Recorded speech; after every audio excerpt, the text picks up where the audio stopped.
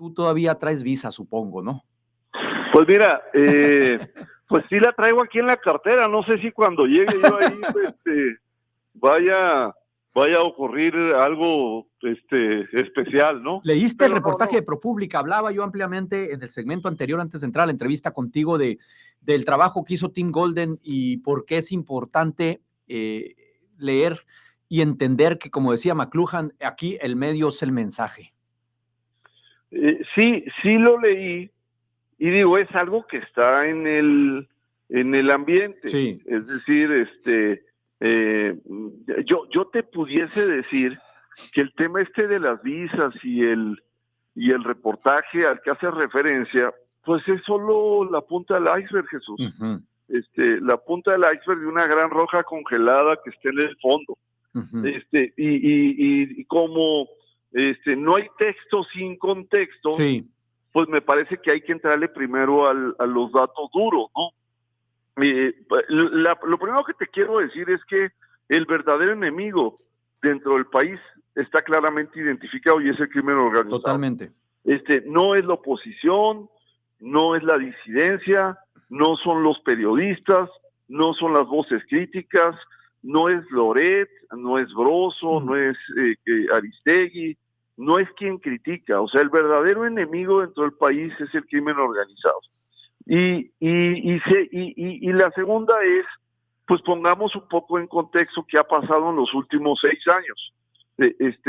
Primero, el planteamiento de abrazos y no balazos no solo está registrado en el colectivo popular como una expresión del presidente López Obrador, sino está registrado también en los Estados Unidos, pues como una actitud respecto al crimen organizado. Y hay 2 episodios que quiero referir. El primero es la expulsión de agentes de la DEA, uh-huh, en abril del 2022, y la disolución por parte del gobierno mexicano de la unidad de élite antinarcóticos, uh-huh, de la DEA, que había contribuido durante 25 años. Eso pasó en abril del 2022.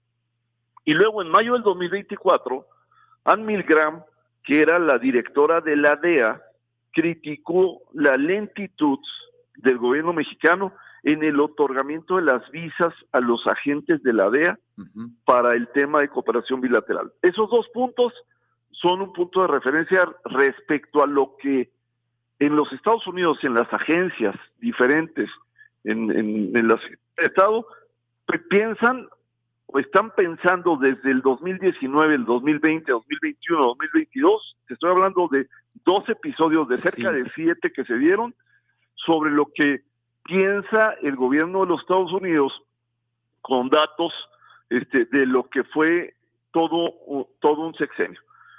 Es cierto que Omar García Harfuch y la propia presidenta han cambiado un poco el enfoque de la lucha contra el crimen organizado y hay eventualmente pues un incremento proporcional. Yo he hecho el análisis, Jesús, y te puedo decir que ha aumentado en unos casos en cerca del 125% la destrucción, la detención, la incautación, etcétera, etcétera, de temas que tienen que ver con el crimen organizado.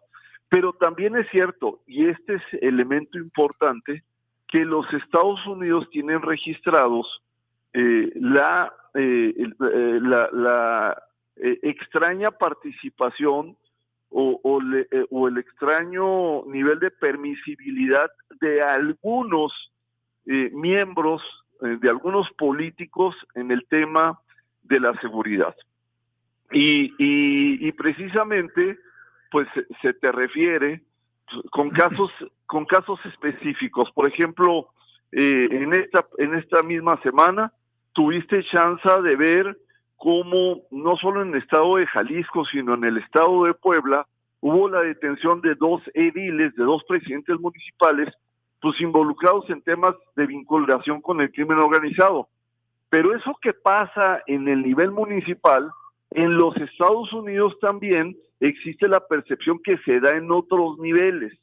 Uh-huh. Y el cuestionamiento del Mayo con el tema de Cuen, de la desaparición del diputado Cuen y el involucramiento de Rochamoya, y muchos otros elementos donde involucrado la entrega voluntaria de la familia de Ovidio Guzmán la semana pasada, pues te van a construir pues un caldo de cultivo pues bastante interesante hacia el futuro, Jesús.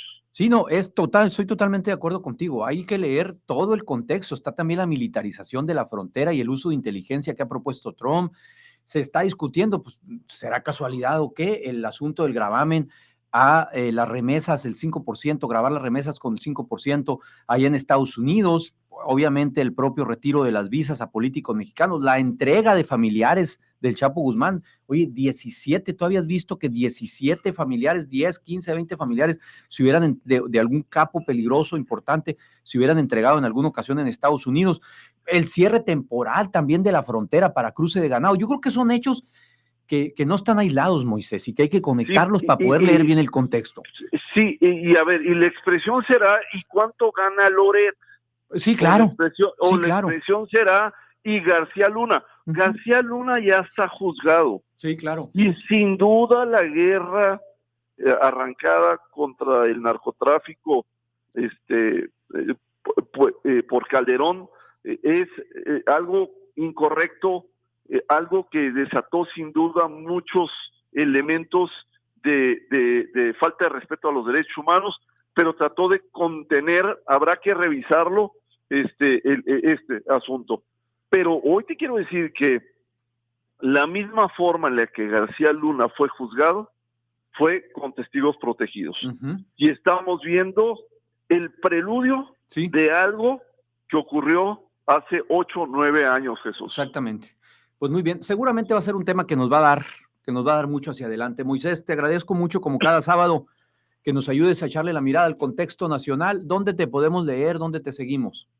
@GomezReina en X, y aquí contigo todas las semanas. Jesús, te agradezco mucho. Te mando un abrazo. Gracias a ti, un abrazo.